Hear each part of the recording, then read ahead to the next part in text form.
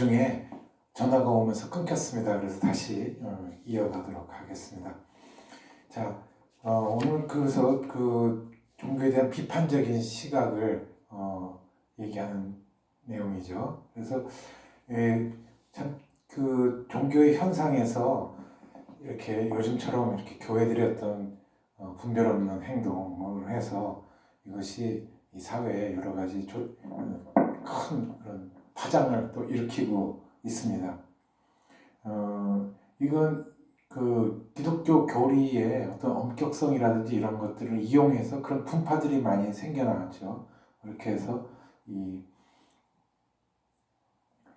거기서 이제 자기가 어떤 주도를 잡고 자기가 교주가 된다든가 자기가 뭐 예수였던 뭐 하나님의 체험을 받은 계시자라든지 이런 걸로 해서 사실은 혹세무민을 하는 겁니다. 그렇게 하고 거의 자기가 신적인 위치로 올라가고 그렇게 해서 많은 헌금을 또 거둬들이고 또 그것이 뭐 그 조직을 위해서 막 쓰는 경우도 있지만은 또 그 많은 돈들이 또 그 교주와 그 가족들 또 그 측근 세력들한테 그것이 집중돼 가지고 또 부패한 거가 되죠. 그래서 이런 것들이 그 종교 권력의 아주 큰 문제로 나오고 있습니다. 또 종교가 또 특히 기독교가 보여주는 또 어떤 해악이 또 하나가 있는데 그것은 종교에서 그 불교를 훼손하는 경우가 한국에서 종종 있습니다.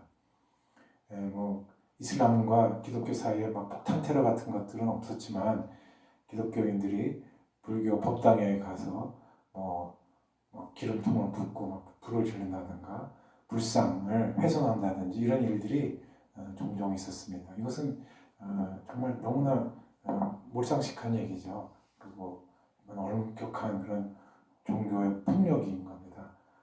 그런 것이 이제 구약의 성서에 보면은 이방 종교를 대해서 그 신상들을 막 찍어서 불사른다는 몇 구절이 있어요. 근데 그 과거에 이제 그런 사건들이 있었는데 그거를 그대로 오늘날의 문자로 그대로 해석해가지고 그걸 적용시킨 거죠. 그것이 그런 그 성서를 그대로 말 그대로 직접 도입한다는 것이 얼마나 큰 무서운 것을 주장하는 걸 보게 됩니다. 또 성경 안에 가나안 땅에 이제 광야 생활을 지나고 광야 땅에 점령에 들어갈 때 여호수아 장군이 있었는데 그 사람이 이제 적진 앞에 큰 성이 있으니까 거기 들어갈 수가 없었어요. 그러니까 거기를 일주일 동안 계속해서 빙글빙글 돌아요. 그러다가 마지막 날 우렁차게 막 나팔도 불고 또 소리를 함성을 막 지르니까 성벽이 무너졌다고 합니다. 그렇게 해서 들어갔어요. 그래서 그 이후에 그걸 적용시켜가지고 안국동에 있는 조계종, 우리나라의 조계종의 본산이죠. 거기를 기독교인들이 와가지고 많이 주변을 걷는다는 거예요. 그러니까 그게 얼마나 또 그 사람들한테 그 업무에 지장도 주고 많은 그런 불쾌감을 주겠습니까? 또 스님들이나 혹은 가톨릭 신부님이나 뭐 수녀님들이 전철 타고 가면 바로 그 앞에 가가지고 예수 믿으라고 하는 거 이런 것들은 다 기독교만이 뭐 구원의 상징이다 이렇게 해가지고 그런 우월감에 뭐 해가지고 다른 종교에 대한 그런 비하를 하고 무례한 행동들을 하는 것들이 있죠. 이것은 정말 가장 기초적인 상식도 그런 세뇌를 받은 사람들이 나오는 거 아닙니까? 그러니까 그런 교회들이 참 많은 거예요. 이게 제대로 어떤 교육을 합리적으로 이성적으로 가르친 게 아니라 그냥 그 성서 말씀의 어떤 특정한 몇 구절들을 갖다가 그대로 적용시키면서 그 사람들을 길거리를 내보내고 당력 테스트하고 그러죠. 또 그런 사람들이 이 서울역 광장이나 또 명동 길거리 또 광화문 이런 데 사람들이 많이 모인 곳에 뒤에다가 이렇게 크게 막 예수 천당 불신 지옥 그러니까 예수를 믿으면 하늘에 천당에 가고 안 믿으면은 지옥에 간다 이런 팻말을 한자말하고 뭐 한국말 이런 거 뭐 영어 섞어가지고 붙이고 막 북 치면서 다니는 사람도 있고 그렇습니다. 가관이죠. 외국 관광객들이 보면 얼마나 참 웃기는 얘기고 참 창피스러운 일이죠. 그런데 나가서 사람들이 그걸 전도한다고 그런 사명감을 갖고 있다는 것 자체가 참 우습고, 그리고 또 그렇게 내보내는 교회들 또 얼마나 목회자들이 한심한 수준 아닙니까? 그런 것은 절대 있어서는 안 되는 그런 거죠. 그래서 특히 기독교가 한국에서 불교에 대해서 이렇게 공격적인 마음을 갖는 것 자체가 있어서는 안 됩니다. 사실 저는 종교간 대화를 하면서 많은 스님들도 만나고 법당에도 갑니다. 그래서 법당에 가서 제가 108번 절은 못해도 300은 절을 합니다. 이렇게 3번. 그게 예의죠. 서로 예의 표시를 하는 거죠. 우상을 뭐 섬기고 그런 것이 아니라 이렇게 해서 서로 이해하고 또 대화하고 또 음식도 같이 나눠 먹고 또 스님들하고 또 좋은 대화도 나누고, 그래서 또 많은 이렇게 마음에 또 위안도 받고 그렇게 해서 또 다시 세상에 오기도 하고 그렇습니다. 또 학회도 불교 사찰에서 열리는 경우도 많습니다. 그래서 1박 2일 템플 스테이처럼 하면서 거기에 좋은 자연 환경 속에서 스님들하고 또 기독교인들, 가톨릭, 천주교 신부님들 같이 원불교 이런 분들하고 또 집중적으로 많이 또 토론하면서 서로 이웃 종교의 그런 가치와 진리들을 또 배우는 또 계기도 됩니다. 그래서 이런 종교 간의 대화가 활발하게 돼야 되겠죠. 그래서 그런 것을 우리 학교의 채플 시간에도 적용을 시켰습니다. 그래서 제가 주장을 해서 불교 학생들 또 뭐 종교를 안 갖는 사람들 해서 불교 스님한테서 채플을 하면서 불교의 진리를 많이 또 보고 깨달하는 것도 종교적인 심성을 갖는 데서 굉장히 중요한 것이죠.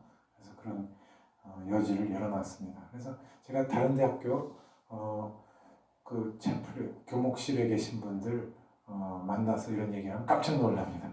그래서 어떻게 그렇게 하냐고. 자기네들은 그런 거 상상을 못한다. 자기도 마음으로는 저에게 동조를 하지만 실제로 실행을 못한대요. 그랬다가는 뭐 바로 그냥 거기서 쫓겨나는 게 아닌가 싶어갖고들 못합니다. 근데 우리 성공회대학교에서는 이렇게 이웃 종교 분들도 우리가 초빙하고 만나죠. 또 그전에는 우리가 원불교에서는 교무라고 그렇게 호칭을 하는데 그분들도 와서 채플 시간에는 강의도 하시고, 또 천도교, 우리나라 민족 종교죠. 동학의 뿌리를 갖고 있는 천도교 분들도 모셔서 옛날 동학 사상하고 또 오늘날의 이런 현대적인 삶에서의 그런 동학의 정신을 어떻게 이어받느냐 이런 얘기들도 우리가 들은 적이 있었습니다. 그래서 우리 학교 채플들이 또 다양한 것들을 하니까 여러분들도 또 채플 시간에도 그런 것도 건의해 주시고 그러면 또 저희들도 또 반영하고 이렇게 하겠습니다. 어쨌든 이런 이웃 종교들과도 이렇게 만나는 것이 굉장히 소중한 경험이라는 겁니다. 서로 존중해 주는 것.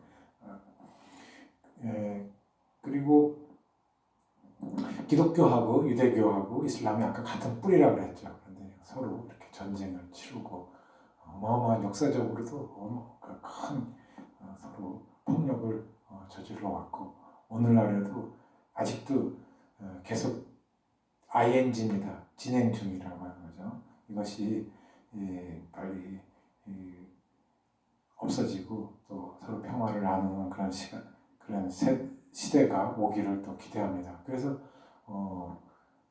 로마 가톨릭의 그 교황님이나 주교님이나 또 성공의 주교님들도 그렇고 또 이슬람에서는 이맘이라고 얘기하는데 그분들과 또 개신교의 지도자들이 모여서 같이 종교 간 평화를 위해서 또 기도하는 시간도 있고 또 협력하고 서로 도와주고 하는 그런 모임들도 자주 있습니다. 세계 모임에서. 그렇게 해서 그런 인식들을 바꿔나가는 거죠. 이제 종교 간에서 이렇게 적대시하는 것이 아니라 서로 이해하는. 그래서 우리나라에도 그 외국인 근로자들이 많이 들어와 있는데 거기 이슬람 사람들이 많이 들어와 있습니다. 그래서 이슬람 사람들 만나서 저도 많이 같이 생활들을 많이 나눴습니다. 외국인 노동자들 그 사람들이 인권 문제를 도와주기 위해서 센터를 만들었거든요. 일산에서. 그래서 시간은 좀 오래됐습니다만 한 7, 8년 동안 그 일을 제가 도와주면서 할 때 많은 그런 이슬람의 그런 실제적인, 그래서 방글라데시, 파키스탄, 또 아프리카, 나야가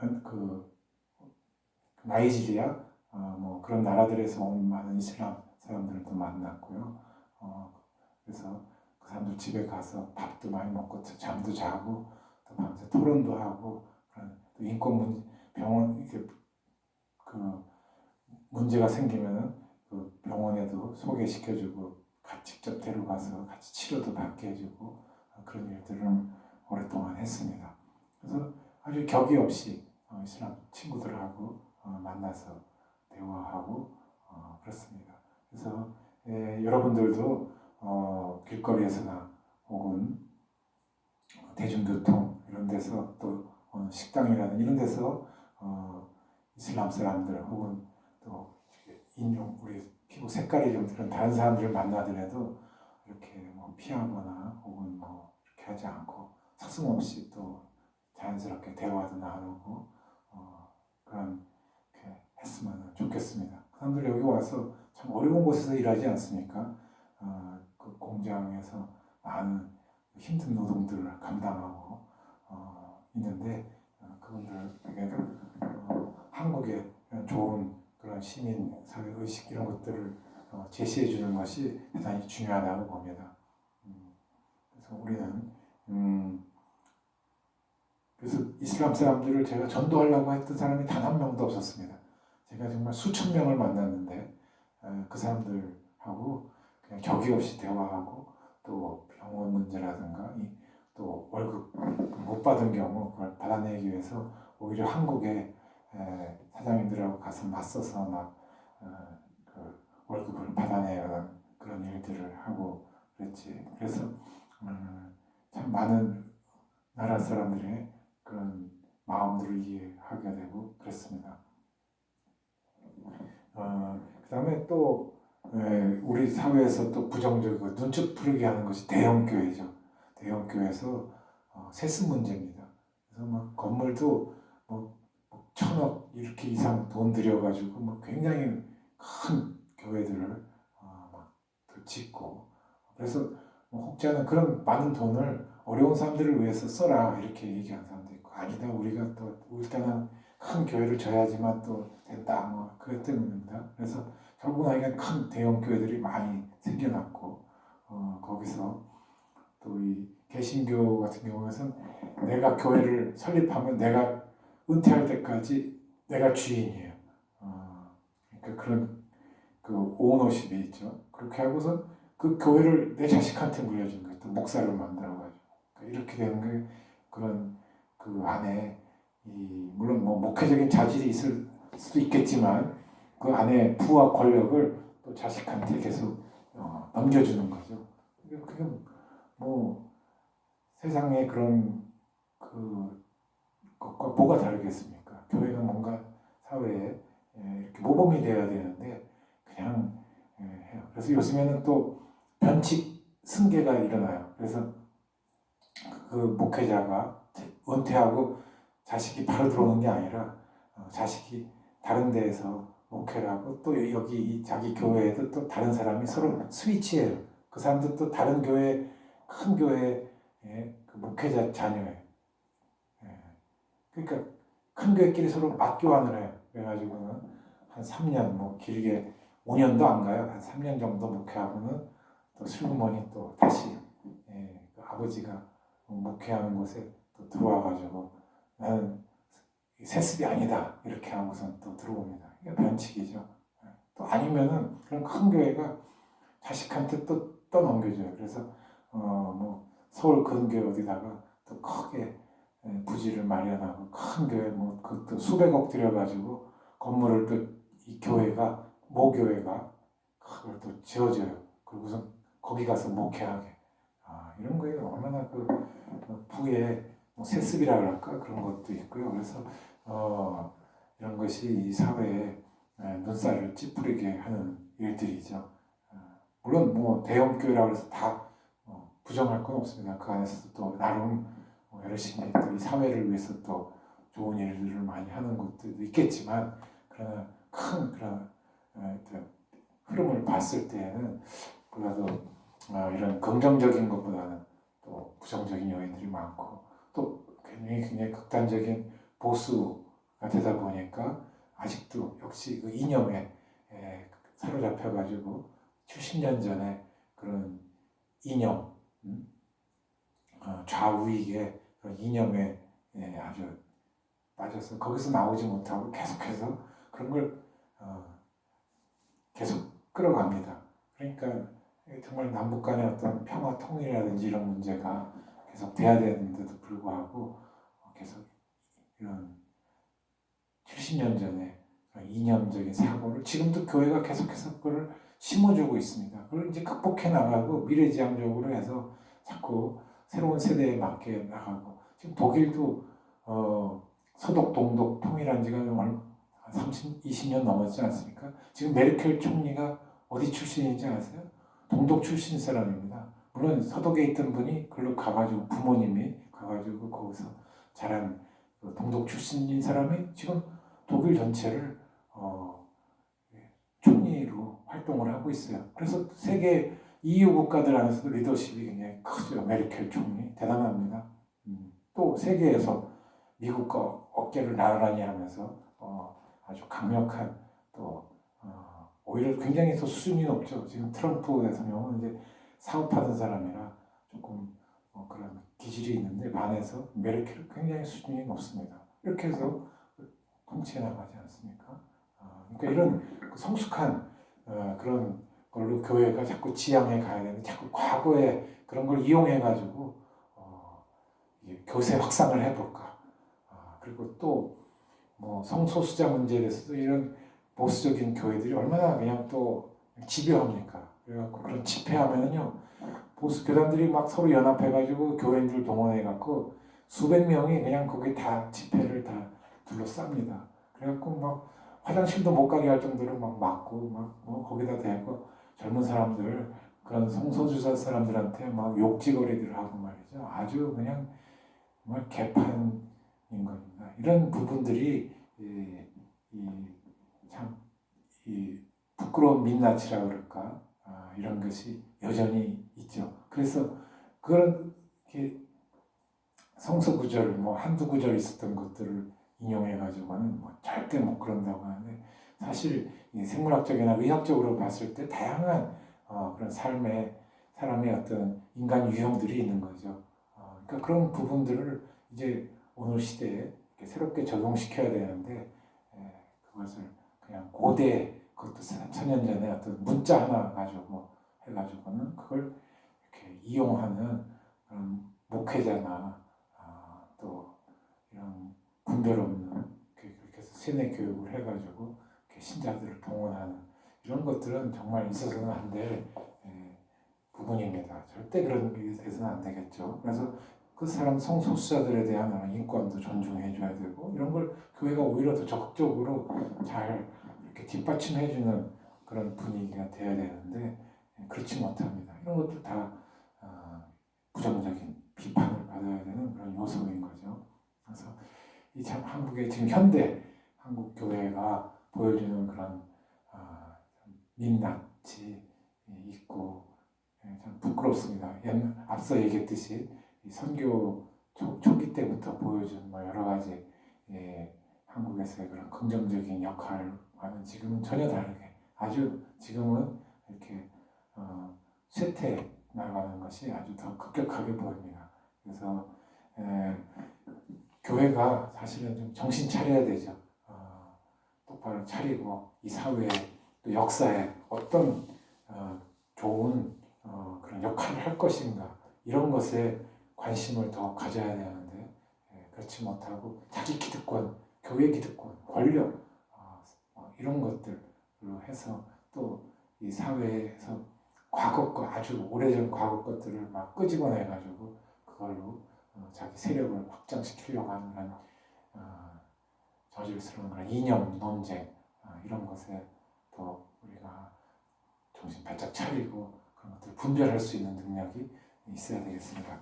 오늘 시간 여기까지 경청해 주셔서 감사드리고요. 다음 수요일 날은 종교를 보는 것, 본래적인 종교가 어떤 모습이었는가라고 하는 것을 또 우리가 시간을 나누도록 그렇게 하겠습니다. 여러분 즐거운 한 주가 시작되면 좋겠습니다. 감사합니다.